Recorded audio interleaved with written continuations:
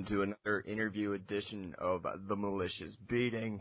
And tonight I have frontman of Aeternus.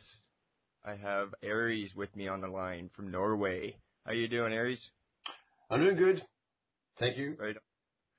And your band, I've been listening to you guys since the mid-90s. And great band. You guys have changed quite a bit over the years. Yeah, true. And but you haven't had a lot of lineup changes, have you? No, not a lot, really. So, I mean, I guess I've been lucky that way, you know. See some other bands like Gorgoroth had 2 million people in it, and but like True. I've been lucky that way. It's the way it's supposed to be, I guess, right? Right. And you're what? You're a 3-piece band right now, right? Yeah, that we changed into a 3-piece not long ago. That's true. When did that take place? Well, not very long ago.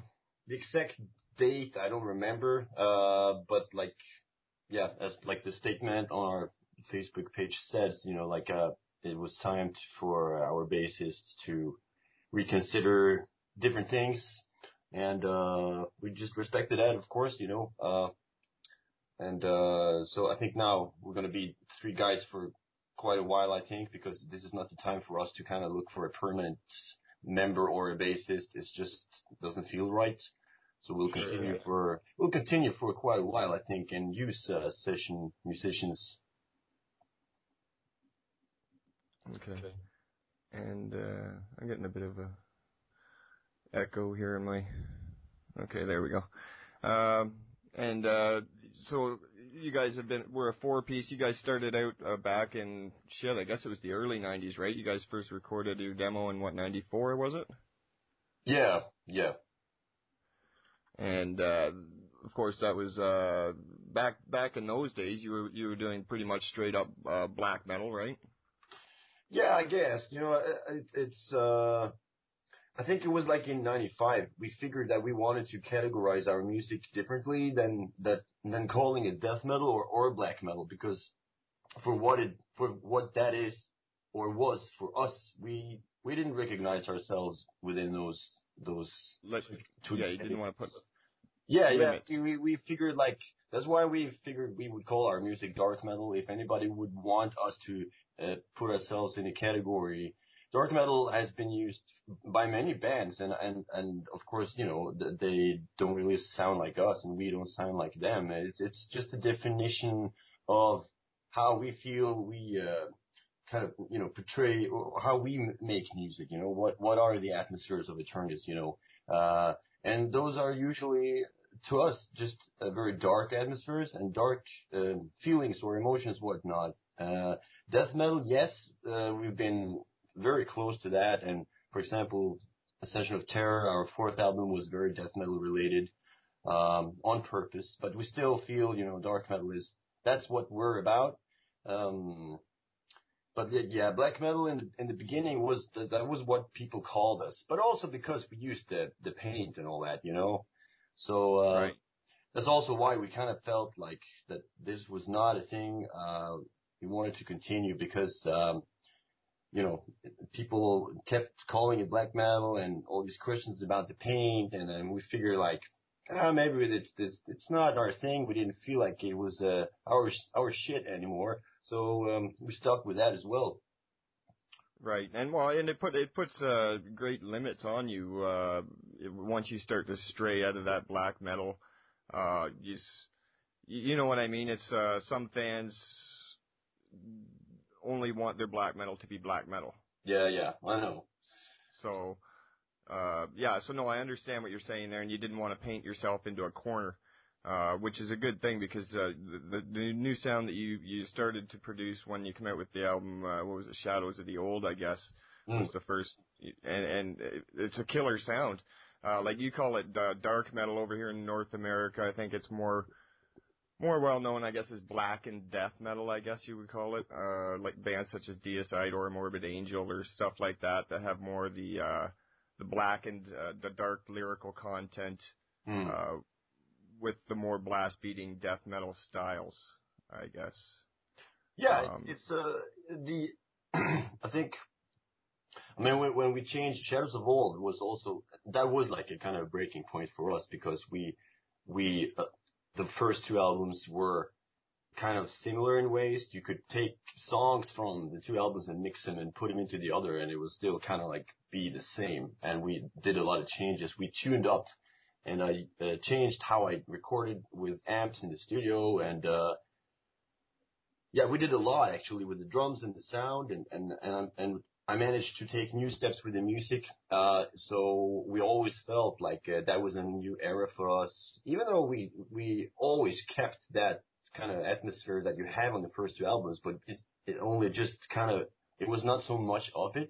Right. There's a lot of diehard Aeternus fans. They keep telling me, like, okay, when are you going to make an album sounding like the first two? Because that was so special, and so different from what we've done later. And I keep telling them, it's like, I don't think that's going to happen ever. We're never going to make an album sounding just like that with so long songs and riffs that repeat themselves 6 times without vocals and shit, because that's how I made music back then, but it doesn't work like that today.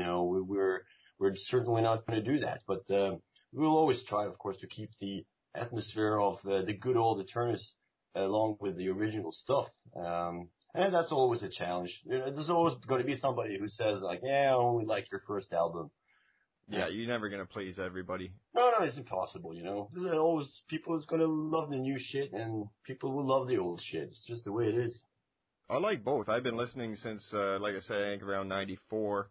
I have all your material, but I like everything from 2000 up just as well, right? Like I like that style. Like I don't like to compare bands, obviously, but like Deicide and stuff like that. I like that style of music. Yeah. And so I mean I enjoy both, and if you can't please everybody, fuck them. You know what I mean? You make what you make, and yeah. Yeah, I mean, you grow into the beast that you've become, and that's what you just keep going with it. You can't structure yourself after critics. Oh no. I mean, you gotta evolve, you gotta progress, and somebody will always tell you that they didn't like it. That's just the way it is, And that's with like bands. Like I started playing guitar because of James Hetfield. I was loving Metallica, but I didn't like the changes they made. I mean, just like most old, I mean, not most, but many, many old fans, like Metallica turned into something that wasn't really cool at all. But still, I got to thank Metallica for existing because I wanted to play guitar because of them. So I owe them a lot, but their latest stuff is just a bunch of shit, it's not cool. It's not the Metallica I want. So it's not Metallica It's anymore. not Metallica, yeah. So it'll be like that with Aeternus too, I just have, most importantly, I please myself and the guys in the band, and then we release our shit, and then people like it or they don't, that's a really okay, Well, the difference with Aeternus, though, is I don't see you guys having Bob Rock come in and tell you how to record an album. Nobody's going to tell us how to do anything, I can promise you. Exactly. Okay, yeah, so so you obviously play guitar and you do the vocals. Yes. And the other two members you have your guitarist remaining, you have no bassist, and you have a drummer. Yes. Who is your other guitarist and who's your drummer? These are two friends from another black metal band here in Bergen. It's Phobos on drums and Spectre on guitar. They're from the black metal band Gavdal, where they play together there. And getting them in the band that was a good turning point for me, and I'm very happy with them. They're very good, very dedicated, and they love their instruments. They never stop practicing, and they have all that energy and lust for music and progress. So they're just what you're looking for. Exactly. Yeah. And the band's title Aeternus is that's a Latin word, and that stands for what? It's Latin for eternal. Yeah. Okay. And that's something that you came up with yourself? Yes, it doesn't really have like a special meaning actually, because my first thought when I was gonna like start this band was that I wanted the name Eternal, but it sounded really gay to me. And I figured like, there's like probably 2,000 bands to call themselves Eternal, and there's probably 8 million songs called Eternal. Right. So I figured, okay, I knew there was a band, I can't remember that band's name, but they kind of had the same thought. So, and they turned to, like using the word for their band in Latin. So I just kind of copied that idea, and I figured out what Eternal is in Latin, and that's it, So a lot of people thinking like it's something very special behind it, but it's actually just a band name, and I mean, eternity, of course, is something special in itself, and we all. Oh yeah, I mean, it's limitless, right? I mean, it's a big word. Music is eternal. I mean, So, for example, you can't get rid of music. It will always make us feel very special, and it will always be something special of anybody's life, right? Yeah. Yeah, no, it's a great band name, I think. It's very simple. It is. It's simple sounding, but it's a big word. Yeah, I mean, and like it kind of stands out from the more typical band names, I mean, I would never stomp on anybody's name, but like, avoiding all that typical, Satan, blood, gore, squad or whatever, Yeah. I know the names have gotten wild. There's so many bands. I mean, there's not much left. No. That's a good thing too. You've been around for a long time now. Back in like '93 when you started doing this, you say you're from Bergen, Norway, right? Yes. What's the music scene like over there? Paint me a picture. 1993. Bergen, Norway. You're starting to get into wanting to start a band. What made you want to do that? At first, I mean, I think the year before, 93, or 91 or 92, I tried having a band that really went to hell because I couldn't really find the musicians that that didn't do what I wanted to do, so I stopped. That could have been the start of Aeternus even earlier than 93, but so I waited and I practiced. I was listening to a lot of Bolt Thrower, and I was an undying fan. I loved their stuff and that type of singing, and that's why I tuned down so much too. Like in the start, I wanted to be as brutal as their sound. I wasn't really listening to a lot of bands from Bergen, but I was listening to Immortal. I was listening a lot to Hades Almighty for Bergen. They influenced me quite a bit actually. Besides Bolt Thrower. And I knew I wanted to keep everything very dark and shit, because of Bolt Thrower. Later, Deicide also kind of, that, when I was like, I remember I heard Legion for the first time. I couldn't believe what was going on that fucking album. It was I was very impressed by that. So that drove me as well to keep it very dark. And, my first singer wasn't really that good into, he was kind of good, but he quit the band, and I figured, like, I'm not going to look for a singer, I'm just going to do it myself, so I started early singing myself. Sure. And, of course, Glenn Benton, has inspired probably thousands of vocalists. Yeah, he's amazing. Yeah. So that was pretty much it when I started, I didn't have a bunch of bands listening to, I wasn't listening to a lot. No, it was a select few bands that you were listening. What about Bolt? What about the Bolt Thrower? Is there a specific album that you really enjoy, Bolt Thrower? I used to listen to a lot of Bolt Thrower. Yeah, it was Realm of Chaos. Yeah. Yeah, like every day, 10 times at least. And I was like, I wrote down the lyrics on like a paper, and I would just sing along with Carl, Yeah, what a great album, Eternal War, and oh yeah. Oh yeah. Yeah. And what Dwells Within, with that came too. It was like just as cool. I was doing the same thing almost, So that drove me a lot. Before I got into Deicide, it kind of took the role for being an inspiration a little bit. That's it's kind of bizarre that you're from, you're Bergen, Norway, 93 at the height of the black metal. Yeah. And you're listening to North American death metal and British death metal. Yeah. And starting your own band. That's fucking awesome. Yeah, it's kind of different, I guess. I mean, that was like the first, I think, for me. But also like Hades Almighty, you know, they started pretty much a little bit before Aeternus, and I really love their stuff, and I still do.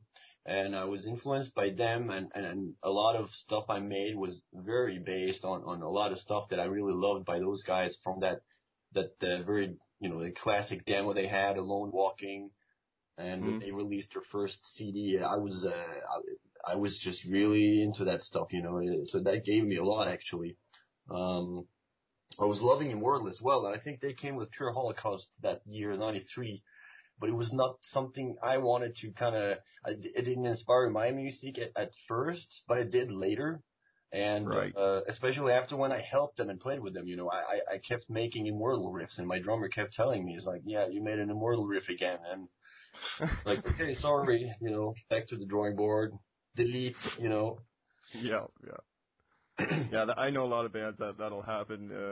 If you're influenced heavily by something, all of a sudden you're writing something, you think, oh, that's a great riff. Yeah. And then you show it to somebody, and they go, oh, that's a fucking Metallica riff, or that's a, you know what I mean? I hate that shit. You never really. Yeah. Sometimes you hear it yourself, but it's not easy to kind of like recognize and know that you're doing something. You can't do that all the time, you know. So I mean, I made a whole song once.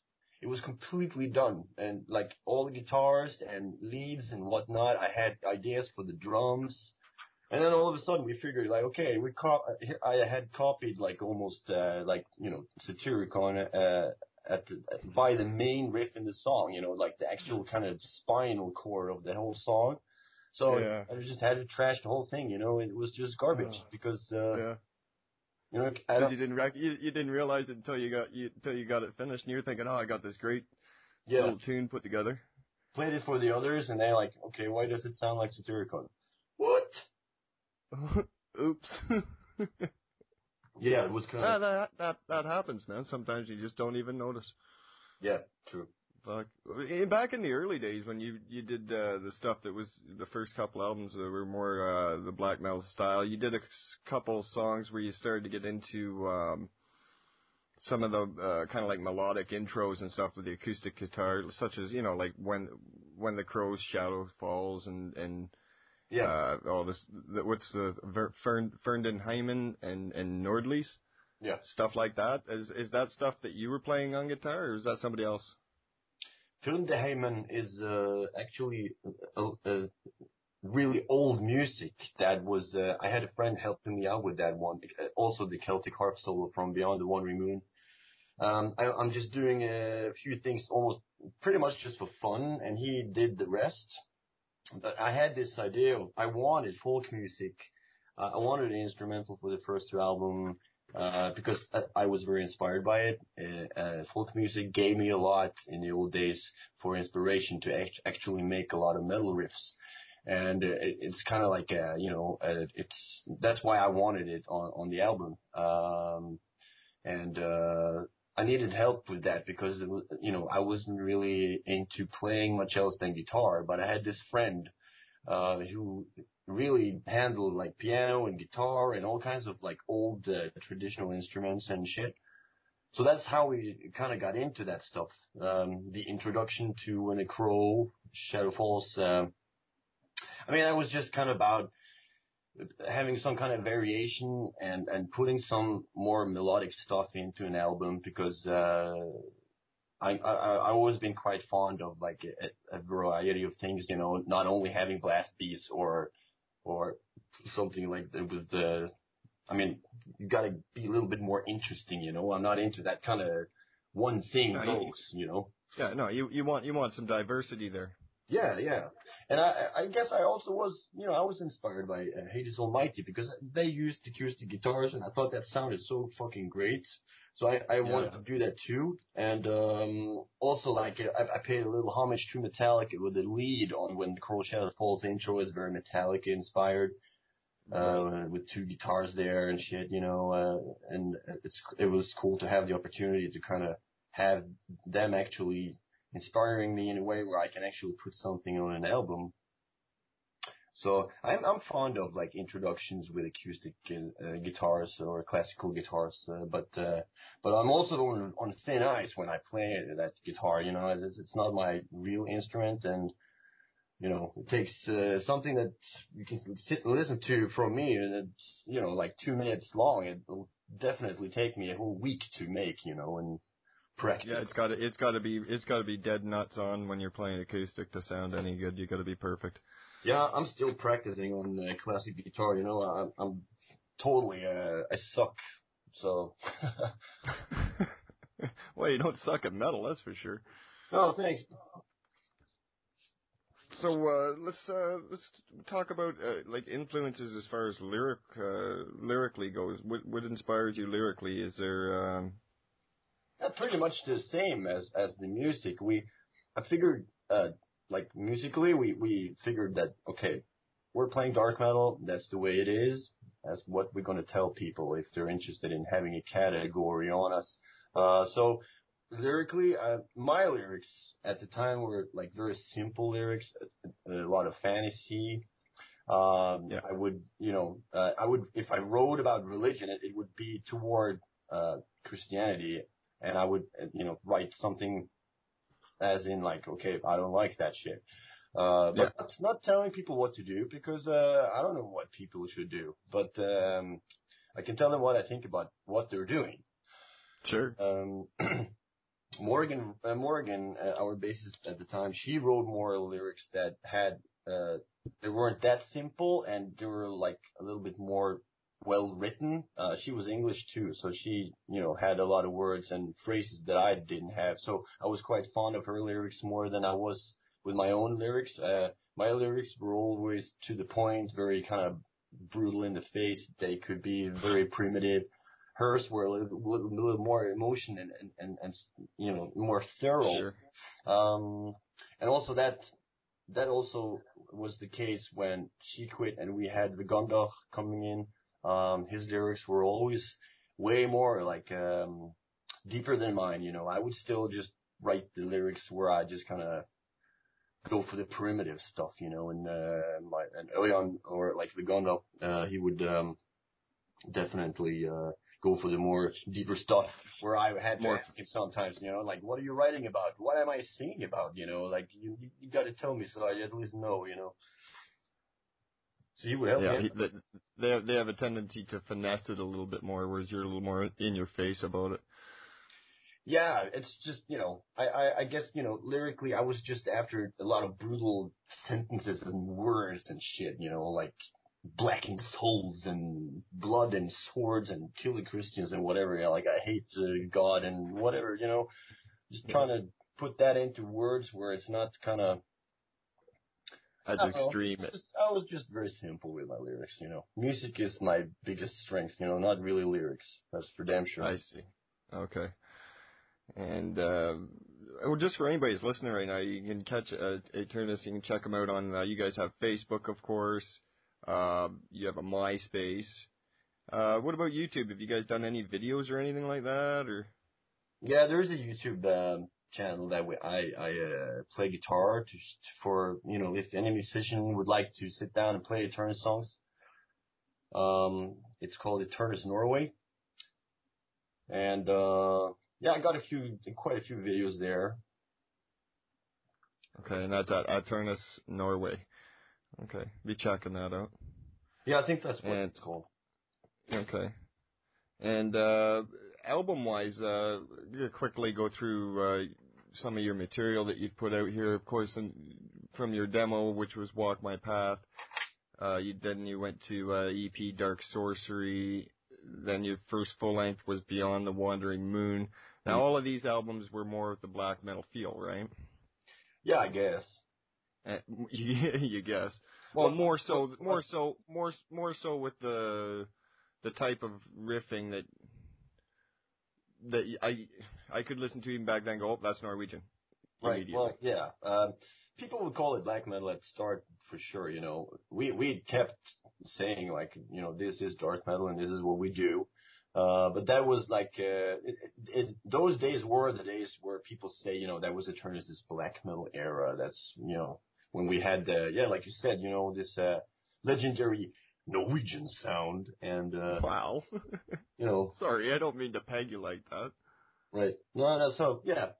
But, yeah, I mean, I guess, I don't know.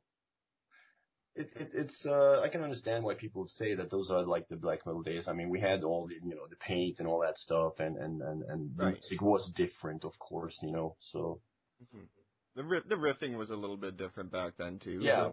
We had more kind of like a black metal type of riffs, of course, but tuning it down and all, I think we managed to kind of escape a little bit the term black metal, To me, black metal. No, I know, yeah, I agree. It wasn't like, it was not comparable to like Emperor or Immortal or shit like that, no. Right.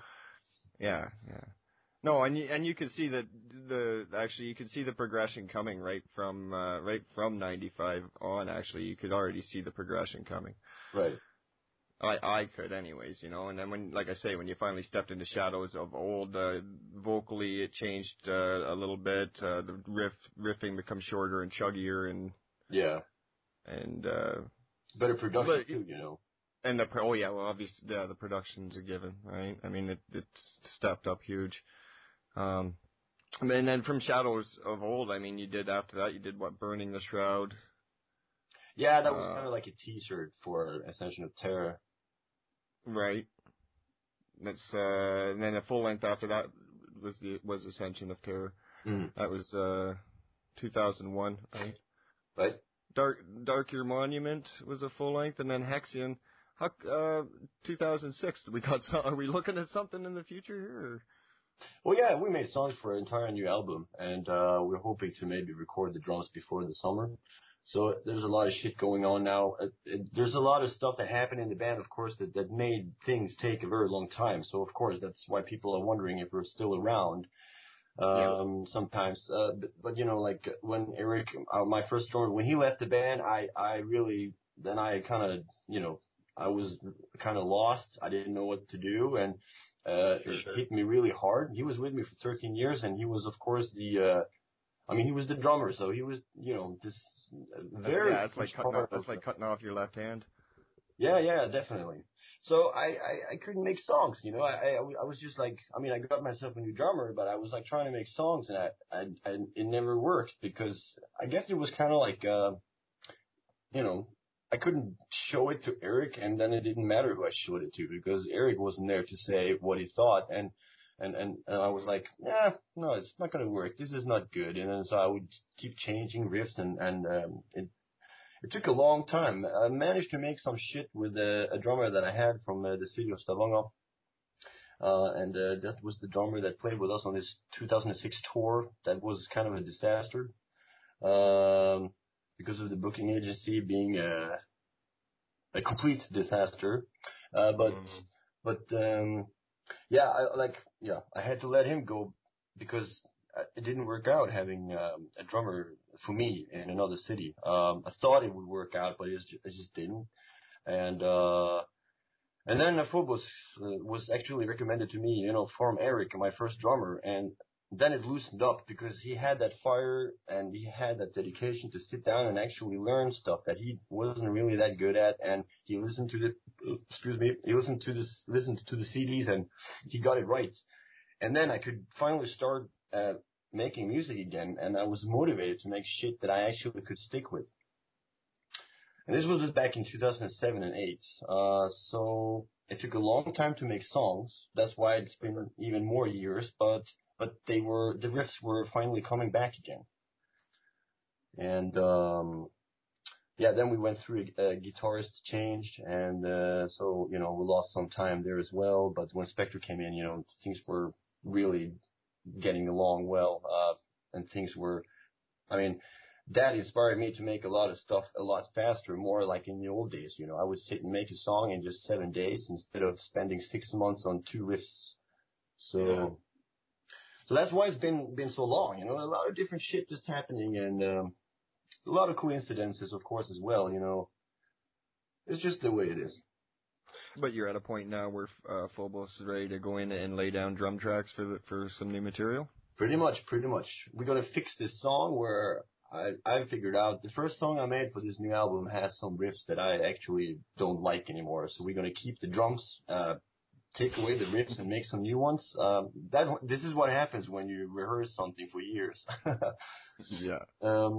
But beyond that, we're pretty much ready with everything, you know. It's just Spectre's leads, some acoustic shit, and introductions. We're going to work on that as we start in the studio. We want to release this after the summer as soon as possible. So we want to try maybe to get the drums done first and foremost, because then me and Spectre can do a lot of work just by ourselves. And this will be a full length. This won't be an EP, right? This will be a full length. This will be like, I think we got like between 45 and 60 minutes of music. Yeah. Awesome. And where do you guys have somewhere that you're going to record this? Do you know where you're going to record that? Or? Yeah, we're going to record at, I can't remember the fucking studio. Is it right there in Norway, I guess? Yeah, it's down in Bergen. We'll be doing,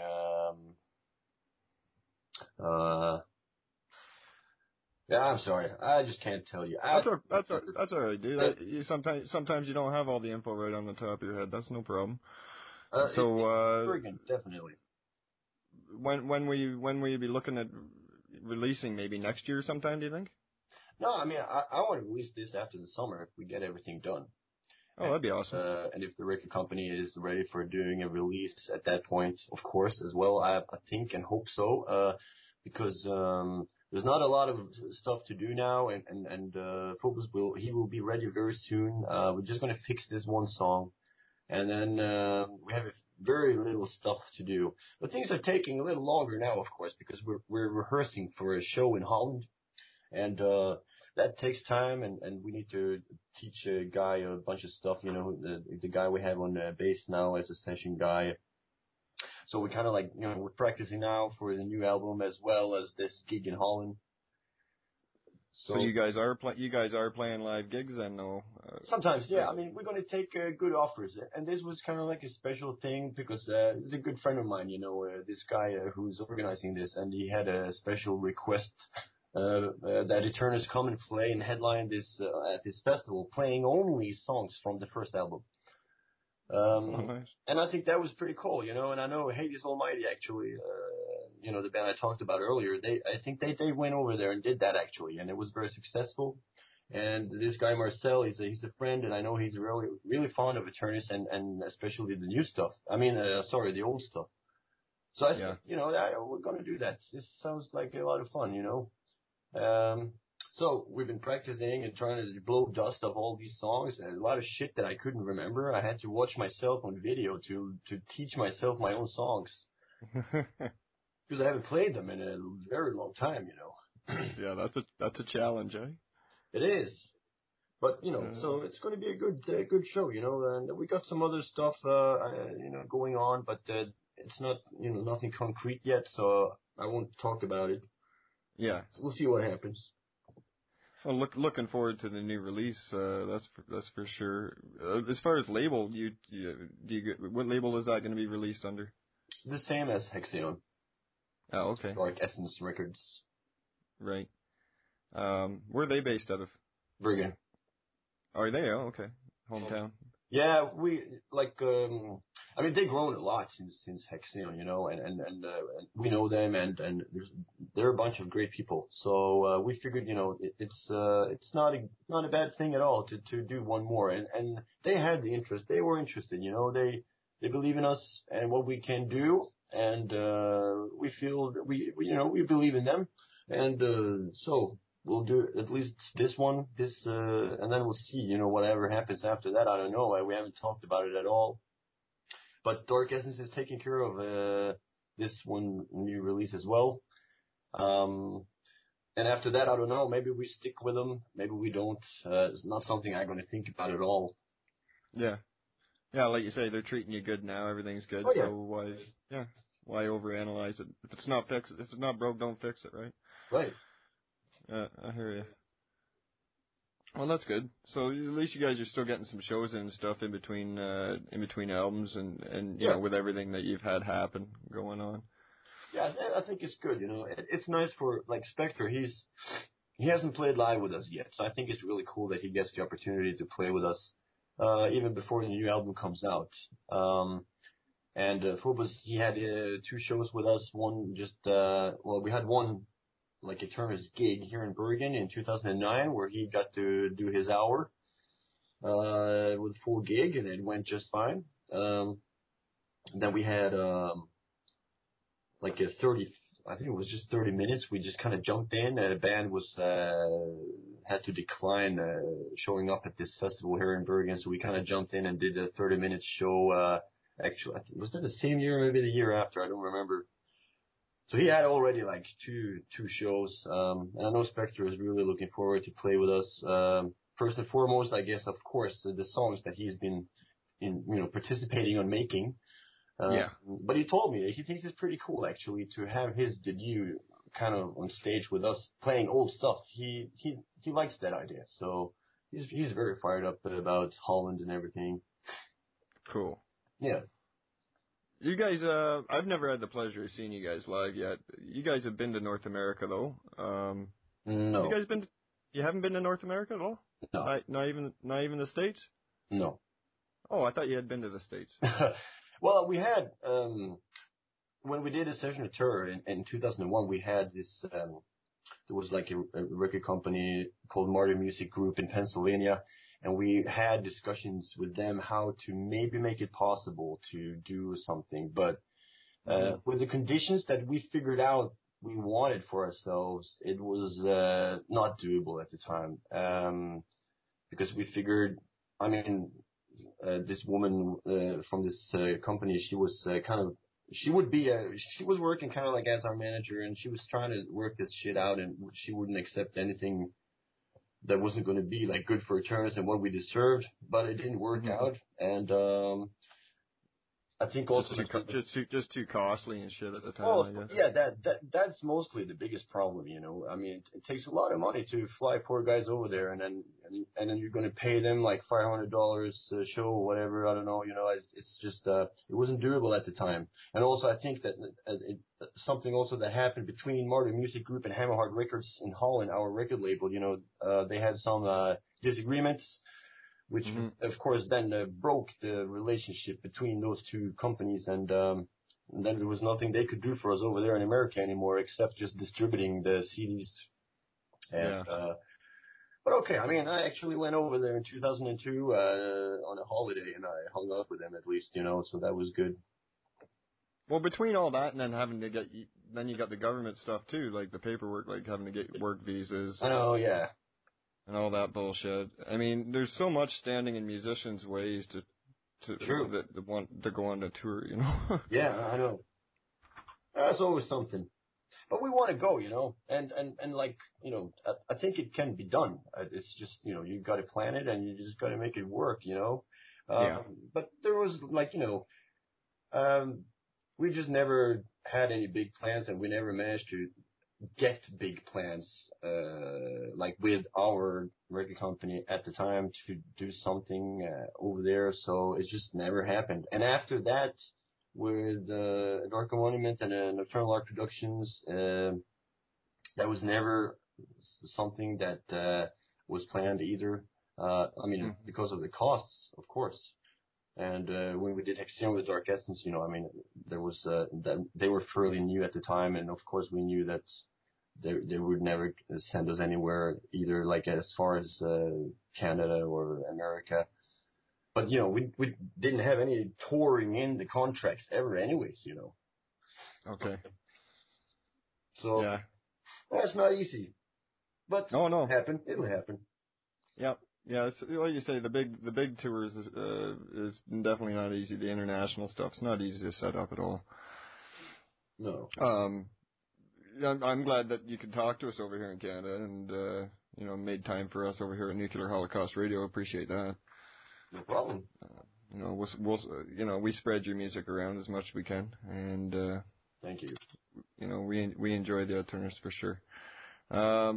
So plans for the future. We got the album coming out, and then I assume you'll probably look into doing some more touring after that, maybe looking at something a little bigger, eh? Oh yeah, definitely. I mean, we're very eager to play a lot of live shows, and you know, we're kind of holding back right now because we're in the process of kind of finishing this album, and I don't want to play a bunch of live shows and then show up after a new album and play again. It's just it's draining. Yeah, it's not right, you know. But I'll do a few shows if it's kind of special, like this one in Holland and so forth, you know. I think so, but we agree on that, you know. At least, you know, we're not going to do so much before the album comes out, but after that, you know, live shows will be definitely a priority. Any festival anywhere in Europe, or any invitation, you know, as long as it's good, we're going to take it. We're going to get around, and we're going to try to do a bunch of cities in Norway and shit. You know, we never played in Sweden, so we're going to try that. Try to just get shows everywhere, everywhere we can, and promote this. Well, with Norway, when you do all your shows in Norway and shit, like what's the metal scene like there? You guys got good hometown support and stuff? Like, a lot of people come out to the shows? Yeah, in 2009 we had quite a few. There was a lot more people than what I thought showed up. I think we almost had 200 people showing up, and we weren't releasing anything. We just kind of showed up and like, okay, we got a new drummer, we're still alive, here we are, playing for 1 hour, a bunch of songs that everybody had heard before, but people were really good and freaking out when we were playing, and we did about an hour or so, and it was great. I really didn't think it was going to be that many people, because we weren't bringing anything really. We just played. We just had a gig, and that was really cool. So I think that when we get this album out, you know, a lot of people have been waiting for this album.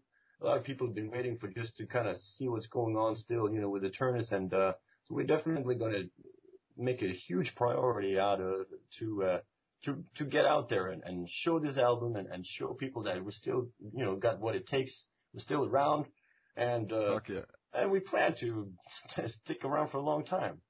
And of course, there's not going to be a million years between now and the next album, of course, because things are like solid now, and yeah, I mean, it took some time because you were going through a lot of transitions, though. Yeah, exactly. So I'm already working on a new song that's going to be on that next album already. So fucking awesome. Yeah, definitely. I can't wait to hear this next one coming. It'll be good. You'll like it. No doubt. So, what? I don't know too much about, you know, Norway itself. I know a little bit. I know I'd like to go there, but I mean, Bergen itself is. When you started your band, was it not a smaller city? Is it? It's not nowhere near as big as Oslo or anything, is it? No, it's like, I mean, the downtown area is very small, really. It's a town. It's not really a city. Oh, okay. It's a town, you know. But as far as cities, I mean, Bergen is the second biggest city, but like downtown area, like it's really small. You walk anywhere in 10 minutes by foot, or in 15 minutes, and then you're there. I'm just trying to picture your surroundings and where you know what I mean, like where you grew up and what. Yeah, Bergen is beautiful. Bergen is surrounded by 7 mountains, so there's a lot of mountain areas. Of course, you know, Norway is very famous for beautiful nature, and we surely have a lot of that here in Bergen.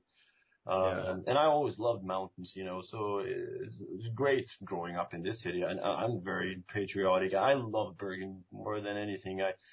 I could probably manage to live someplace else, but then it has. But you have you have no desire to? Oh no, not at all. No. I mean, I know I could, but it has to be really fucking nice. Yeah. Pretty much, it has to be as nice as Bergen, then I can do it. Yeah, I've always wanted to come over there and check it out. Our west coast is all mountains as well, and I've been out there, but nice. I've always wanted to check out Norway. Yeah. You should. Yeah, I know. That's what everybody keeps telling me. Yeah, you should come over. Yeah, I know it's a long flight. Canada's a long flight. It is. Yeah. But yeah, I'll have to make it over there sometime for sure. So what else do we have that we wanted to talk about here? We had the hometown. Well, I guess we pretty much covered everything to do with the new album and everything. Is there anything that you wanted to mention to the Canadian listeners or anything? Or? About the new album or generally? Oh, and generally, anything you got going on you care to mention, or? Nothing really beyond what we're doing right now. Just working on. Well, it's gonna take a while to hammer out this new album, and of course that's gonna be where you're gonna want to focus your energy and time right now, right? Right. Okay.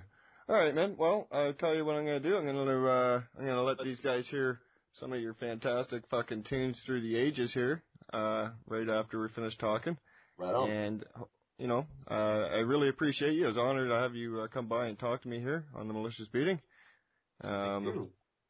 Hopefully you can join us again sometime on Nuclear Holocaust Radio. Maybe sometime when you get after you get this new album finished up, we can talk again a little bit about it. Definitely. All right, Aries. You have a good one, man. Till next time. Thank you. All right, man.